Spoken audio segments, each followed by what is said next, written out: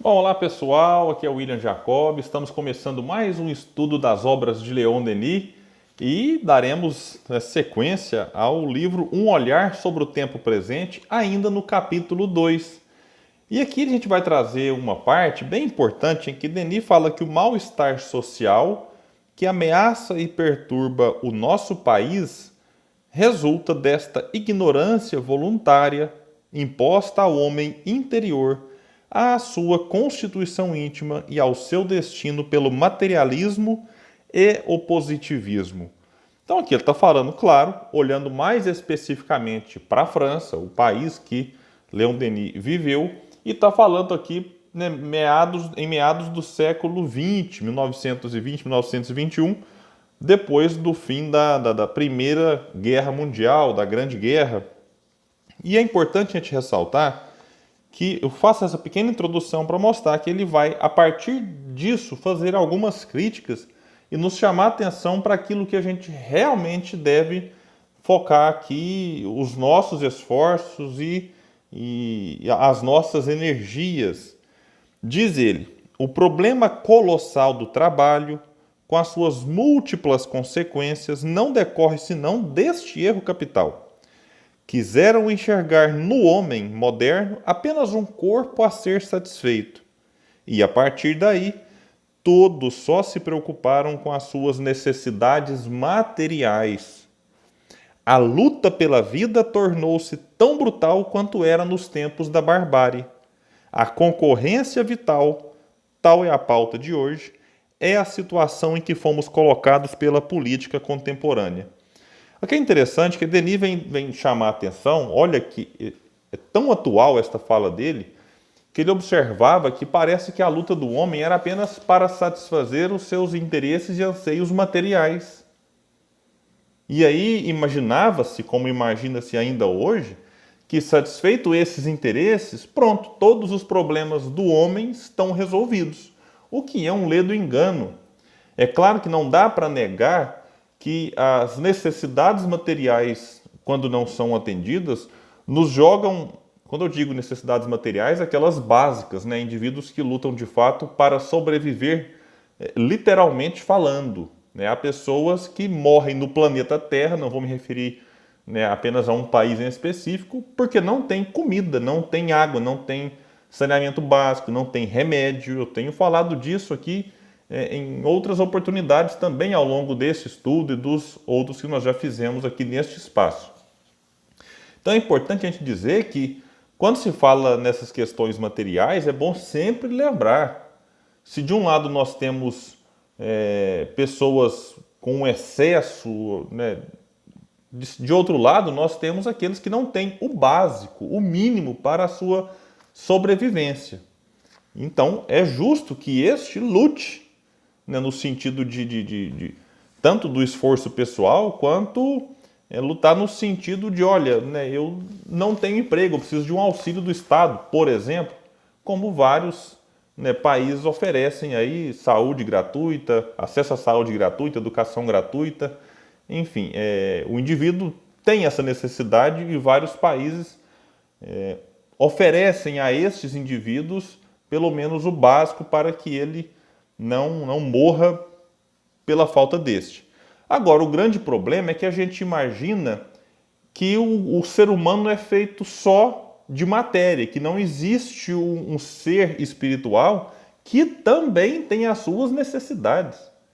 Vejam que interessante. Então, é necessário, e aí é o Espiritismo que vem falar isso, é necessário a gente olhar para os dois aspectos. Não é ter uma vida de um eremita, no Evangelho segundo o Espiritismo, Kardec chega a colocar essa questão, em que a gente decida viver isolado do mundo e nem totalmente imerso apenas nas coisas do mundo.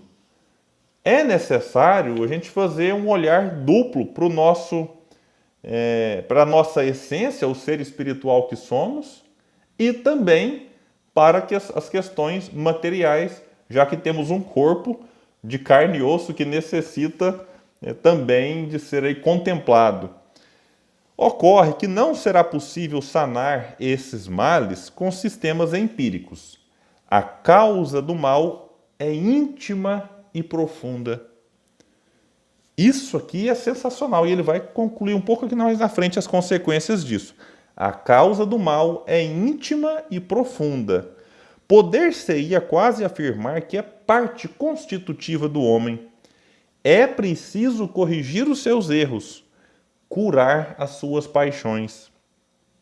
Não é sobre a massa que se deve agir, porém, antes sobre o indivíduo, pois é ele que precisa ser esclarecido, emendado, caso queiramos melhorar a sociedade. Então veja que interessante o que Denis nos convoca. Ele fala, olha, a gente quer melhorar a sociedade? Eu acho que esse é um anseio de todos nós. Até aqueles que agem para piorá-la, eu acredito que eles agem pensando que estão melhorando-a. Então todos nós queremos uma sociedade melhor. E o que Denis fala é, a gente precisa agir no indivíduo, que é parte desta sociedade, parte importante. Sem os indivíduos não existe sociedade. Então, tudo bem, a gente pode agir sobre as massas? Pode. Um palestrante como o próprio Leon Denis, quando ele falava para 1000 pessoas nos congressos, ele falava para as massas. Mas daí a importância de cada um daqueles que assistiram às palestras de Leon Denis fazer o esforço pessoal, intransferível, ninguém pode fazer para o outro, de melhorar a si mesmo. Aqui também é importante o papel da educação. Educação, sim, para que a partir dela a gente consiga transformar o mundo. E isso aqui não é só o espiritismo que fala. Várias correntes do pensamento humano afirmam que é através da educação que o mundo se tornará um local melhor para a gente viver, com mais solidariedade, mais fraternidade, mais respeito, mais tolerância, mais paz. Deve-se envolver o homem interior em cada personalidade viva, sem o que as frases pronunciadas pelos tribunos serão tão estéreis quanto as fórmulas dos legisladores. Contudo, mais uma vez, para realizar essa tarefa, é preciso conhecer a fundo as leis da natureza humana, o princípio da vida em nós e a lei da evolução que preside aos nossos destinos, que é uma lei de amor e não uma lei implacável. Então, Denis fala o quê? Para realizar tudo isso, a gente precisa conhecer leis superiores da natureza humana, princípio da vida em nós e lei de evolução. Meus amigos, quando a gente vai falar aqui sobre evolução, as leis divinas e essa necessidade que a gente tem de que o mundo se torne um mundo melhor, e a gente recorre, por exemplo, à terceira parte do Livro dos Espíritos, quando Kardec traz ali as leis morais, as leis divinas, as leis naturais, a gente olha como que aquilo foi, de certa forma, não vou dizer revolucionário, né, mas do ponto de vista do pensamento, poderia até afirmar. O que a gente aprende ali e olha ainda hoje, né, 160 e poucos anos depois, é impressionante. A gente vive, por exemplo, num momento de pandemia. Quando a gente pega para ler a lei de liberdade, é tudo o que a gente precisava compreender hoje. Que, por exemplo, a liberdade ela não é absoluta para aquele que vive em sociedade. Para pegar só um exemplo. Outro exemplo, lei de destruição, em que a destruição acontece para que, e gente não deve provocá-la, é bom dizer isso. Não é porque a lei de destruição existe, então deixa eu sair destruindo. Não. É como vai dizer Jesus, né? O escândalo é necessário, mas ai de quem provoque-o. Então o escândalo acontece. E o que o Espiritismo fala? Olha, depois da destruição, depois do escândalo provocado, a humanidade, de certa forma, aprende alguma lição e avança e progride, porque, como vai dizer Denis aqui, a lei de evolução está aí, ninguém consegue paralisá-la. Da pessoa fala, não, hoje eu quero parar a lei de evolução. Não consegue. Tudo nos direciona para frente e para o alto, como gostava de dizer Leon Denis. E qual que é o grande desafio nosso? Entender a dinâmica dessa lei, entender a sua marcha e acompanhá-la. Não é a gente resistir e ficar contrário e revoltado e achando, não, a lei de liberdade está errada, eu quero ser livre da forma como eu bem entender. E numa pandemia, por exemplo, sair por aí aglomerando, não usando máscara, não higienizando, não guardando distanciamento social, que é algo que a ciência vem dizer, olha, né, cuide de você, cuide do outro. Se você está sozinho, tudo bem, mas a partir do momento que você está com outra pessoa, a sua liberdade já não é mais total, porque você não pode invadir, de certa forma, o espaço e o direito do outro.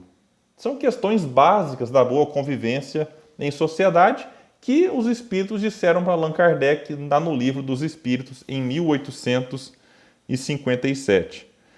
O ideal social do futuro será o homem livre sobre a terra livre. Todas as pretensas regulamentações do trabalho pela coletividade são violências impostas à natureza e ao indivíduo e constituem uma forma de tirania. Não resta dúvida de que os homens sejam iguais, porém eles são diferentes. E o seu valor pessoal resulta unicamente do grau de evolução intelectual, física e moral que alcançaram. O homem só pode cumprir o seu destino por meio da evolução. Este é o único meio para dar prosseguimento à história e aperfeiçoar o meio social. Concluo este episódio dizendo que, todavia, como acabamos de ver, existe uma doutrina velha como o mundo e, ao mesmo tempo, jovem como o porvir, já que é eterna por corresponder à verdade. Uma doutrina que resume todas as noções fundamentais da vida e do destino, e da qual o livro de Myers, ele referia-se aqui a Frederick Myers, constitui, no fundo, apenas um comentário científico. Esta doutrina é o Espiritismo. Por que ele fala velha como o mundo? Porque o Espiritismo está na natureza, como disse Allan Kardec. E a natureza, não precisa nem dizer, né? Por isso que o Espiritismo é velho como o mundo, mas estava, de certa forma, desorganizado, esparso, e precisava de alguém para organizar, né, a doutrina, codificá-la, fundamentá-la nas obras, como nós temos os livros de Allan Kardec. Por isso ele coloca que ela é jovem, como o porvir, porque também ela está sempre avançando. Kardec chega a dizer, né, que se em algum momento a ciência mostrar, né, que o Espiritismo está em erro, abandone aquele ponto, não é abandone a doutrina inteira, abandone aquele ponto, né, e siga a ciência.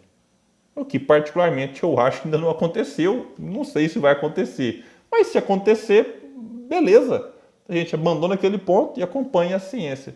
Então a doutrina espírita é velha e ao mesmo tempo jovem, e ela vem responder todas essas questões que no final de tudo nos ajuda ao quê? A sermos pessoas melhores e, como consequência imediata, assim transformaremos a própria sociedade, tornando-a também melhor. Muito obrigado, meus amigos, e até o nosso próximo estudo das obras de Leon Denis.